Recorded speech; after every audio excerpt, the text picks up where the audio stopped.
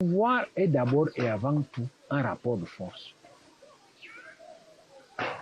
Quand vous aboyez partout dans les réseaux sociaux que Franck Biya ne peut pas,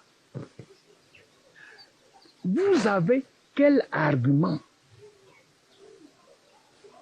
Le Cameroun n'est pas une dynastie, par exemple, que son papa en a déjà passé assez au palais et que, voilà, bon, on ne va pas passer d'un Biya à un autre Biya. D'abord, je ne sais pas s'il y a un texte au Cameroun qui interdit que le fils de Franck, de Paul, son cousin, le fils de Paul Biya, ou son cousin, ou moi sa fille, se présente comme candidat. Et il n'y a aucune disposition qui empêche qu'il gagne. Maintenant, qu'on ait des attitudes de défiance vis-à-vis du président Biya, ça, c'est des postures strictement individuelles qui n'engagent que ceux qui ont ces postures-là. Mais la loi, elle, n'interdit pas. La loi, c'est-à-dire, du point de vue juridique, je ne vois pas très bien ce qui peut empêcher Franck Biya de se présenter dans une élection et s'il la gagne, d'être chef d'État. Là, c'est le principe même des textes. Maintenant, allons dans des facteurs latents même qui règlent la conquête du pouvoir en Afrique centrale.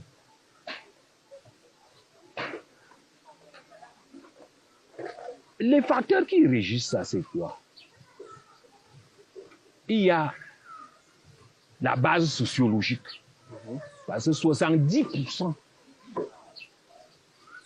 des suffrages en Afrique noire sont déterminés par des facteurs sociologiques. Un candidat qui part déjà avec une base sociologique importante, parce qu'il est issu d'une grande communauté, a un bonus important par rapport à celui qui est issu d'une petite communauté. Ça, c'est constaté en Afrique noire. Et de ce point de vue, Franck part avec une base sociologique extrêmement importante. À cause de ça, il y a la capacité de pénétration auprès d'autres communautés. C'est-à-dire qu'il y a certains candidats qu'on accepte volontiers dans d'autres communautés, alors que d'autres ne sont pas acceptés. Pourquoi? Non, ça peut être des rapports entre les communautés. C'est-à-dire qu'une communauté peut avoir avec d'autres des rapports d'antagonisme, des rapports de méfiance. On peut tout simplement dire que telle communauté, pour telle raison ou telle raison, on ne la veut pas au pouvoir. Alors que tel autre, n'est-ce pas, on l'accepte volontiers. Et il y a donc ce comportement. Vous être monsieur d'une grande communauté. Est-ce que le pouvoir est communautaire? Non, c'est pas. Moi, je fais l'analyse. Je ne suis pas là pour interpréter. Le pouvoir peut n'être pas communautaire, mais il a un fort contenu communautaire en Afrique noire, surtout dans les États unitaires. Puisque c'est lui qui a le pouvoir, contrôle tout. Et les autres n'ont rien. En conséquence, le pouvoir s'identifie à sa communauté. Le pouvoir d'Aïdjo était vécu comme le pouvoir des Fulbé, comme le pouvoir des Biya a vécu comme le pouvoir des Ekans. Que les Ekans participent ou pas, peu importe. C'est comme ça en Afrique. Vous allez au Gabon, même chose. Vous allez partout.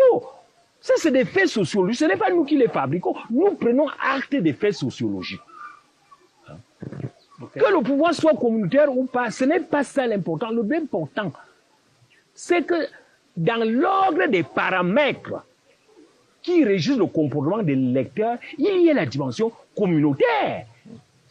Et au Cameroun, lorsqu'on voit par exemple les suffrages dessinent très clairement les fractures communautaires. Ce n'est pas moi qui les crée.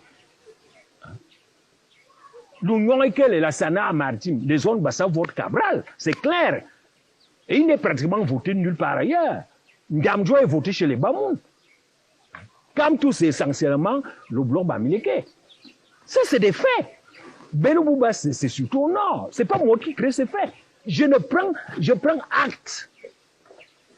Et je les intègre dans mon analyse. Vous voyez, communautaire, ça, c'est des postures de valeur. Ce n'est pas des postures de faits. Les postures de faits, c'est qu'il y a une dimension communautaire dans l'expression des suffrages. Et cette dimension communautaire se manifeste dans les statistiques. Pour revenir donc à Franck Biya, vous pensez qu'il a toutes ses chances? Bon, j'ai donc dit que de ce point de vue, il dispose d'abord d'un grand matelas communautaire que beaucoup d'autres n'ont pas. Hein. En second lieu, il a une énorme force de pénétration, puisque, étant pro du pouvoir, donc il a les moyens de corruption, il a les moyens de négociation, hein, que les autres n'ont pas. Si maintenant le parti de son père, le copte, c'est un parti qui est, et ça c'est le problème du terrain, qui est répandu partout. À côté de ça, et il y a le fait que c'est un candidat, contrairement à ce que les gens pensent, c'est un candidat qui arrange beaucoup de monde.